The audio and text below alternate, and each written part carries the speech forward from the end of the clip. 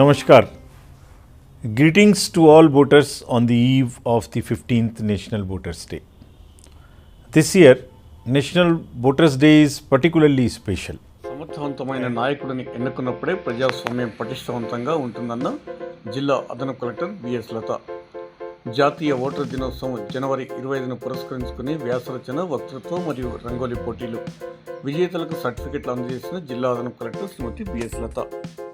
జాతీయ ఓటర్ దినోత్సవం జనవరి 25ను పురస్కరించుకుని జగిత్యాల జిల్లా కేంద్రంతో పాటుగా పలు చోట్ల భారత ఎన్నికల కమిషన్ ఆదేశాల మేరకు భారత ప్రజాస్వామ్యం మరియు ఎన్నికల్లో యువత పాత్ర అనే అంశంపై వ్యాసరచన, వక్తృత్వం మరియు రంగోలీ పోటీలను నిర్వహించారు. ఇందులో భాగంగా భారత ఎన్నికల కమిషన్ ఆదేశాల మేరకు జిల్లా ఎన్నికల అధికారి కలెక్టర్ సత్యప్రసాద్ సూచనల మేరకు స్వీప్ ఆధ్వర్యంలో జగిత్యాల మెడికల్ కాలేజీలో శనివారం వ్యాసరచన, వక్తృత్వ పోటీలు నిర్వహించగా నర్సింగ్ కళాశాలలో రంగోలీ, ముగ్గుల పోటీ నిర్వహించారు.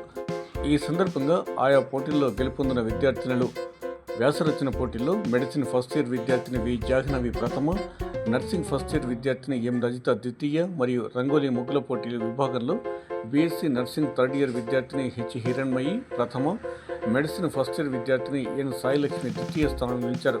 ఈ సందర్భంగా మధ్యాహ్నం 1:30 గంటల ప్రాంతంలో మెడికల్ కాలేజీలో నిర్వహించిన కార్యక్రమంలో జిల్లా అదనపు కలెక్టర్ బిఎస్ లత పాల్గొని గెలుపొందిన విద్యార్థులకు సర్టిఫికెట్లు అందజేశారు.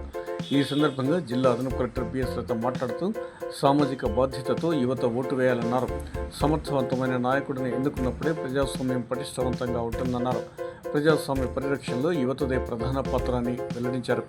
ఈ కార్యక్రమంలో స్వీప్ జిల్లా నోడల్ అధికారి దేవేందర్ రెడ్డితో పాటు సభ్యులు సిరిసిల శ్రీనివాస్, కలెక్టరేట్ ఎన్నికల సూపరింటెండెంట్ ఎండి హకీం, ఈడీఎం మమత, మెడికల్ కళాశాల ప్రిన్సిపల్ డాక్టర్ శిల్ప, నర్సింగ్ కళాశాల ప్రిన్సిపల్ జి లిల్లీ మేరీ, అధ్యాపక బృందం పి యతిరెడ్డి, పి మనోజ్, ఎన్ నాగమల్లిక, ఎస్బిఎం చిరంజీవి, హరిణి, సరిత, రంజిత్, ప్రకాష్ తదితరులు పాల్గొన్నారు. మనం ఇప్పుడు ప్రపంచంలో చాలా దేశాలు మనకన్నా అభివృద్ధి చెందినాయి అని చదువుతాము. వాళ్ళందరూ ఆర్థికంగా, సామాజికంగా అభివృద్ధి చెందినప్పటికీ ఇంకా కూడా చాలా దేశాలలో కొన్ని కేటగిరీస్కి ఓటింగ్ లేదు. కానీ మన దగ్గర చూసుకున్నట్లయితే స్వాతంత్రం వచ్చిన తర్వాత మన రాజ్యాంగంలో అన్నీ పొందుపరుచుకున్నారు. ఏ రకంగా సోషల్ రెస్పాన్సిబిలిటీ ఉండాలి, ఏ రకంగా ఎడ్యుకేషన్ ఉండాలి, ఏ రకంగా వైద్యం అందాలి, ఏ రకంగా సిటిజన్ ప్రవర్తించాలి, ఏ రకంగా మరి ఓటు అనేది వినియోగించుకోవాలి, ఏ రకంగా మన వాక్ స్వాతంత్రాన్ని వినియోగించుకోవాలి, ఎంతవరకు వినియోగించుకోవాలి, ఎవరికి పక్క వాళ్ళకి ఇబ్బంది కలిగినంత వరకు ఎలా మాట్లాడాలి, ప్రతిదీ కూడా పెట్టారు. ఏమంటారంటే మీరు ఇండివిజువల్గా చూడండి, మీకు ఆ సామాజిక పరిణామాల్ని కూడా చూడాల్సిన అవసరం చాలా ముఖ్యమైనది. మనకు ఎవరు సరైన వ్యక్తి అని అనేటప్పుడు మనం ఏమనుకున్నాం, ఇప్పుడే చదివాము, ప్రతిజ్ఞ కూడా తీసుకున్నాము, కులాలకి మతాలకి అతీతంగా మీరు ఓటు హక్కును వినియోగించుకోండి అని. సో కులాతీత, మతాతీత ఓటు హక్కు వినియోగించుకోవాలంటే మనకు ఆ నిలబడిన వాళ్ళందరూ చూసేటప్పుడు కన్ఫ్యూజన్ వస్తుంది, ఎవరు ఏంటి అని. ఎందుకు?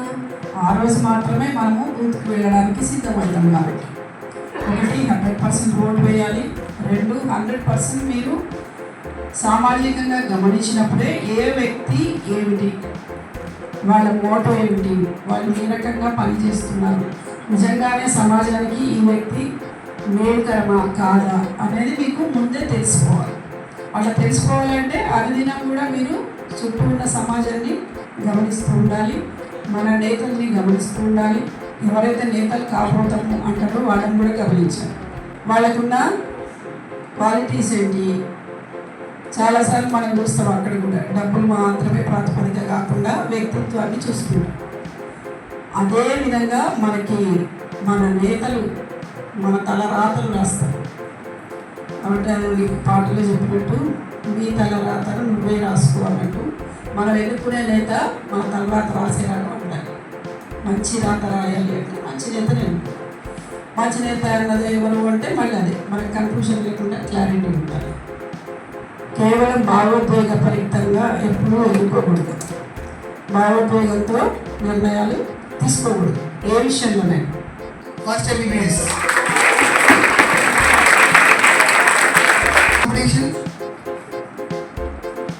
Hiranmayi and team, BSc followed by Sai Lakshmi entering MBBS Hostel.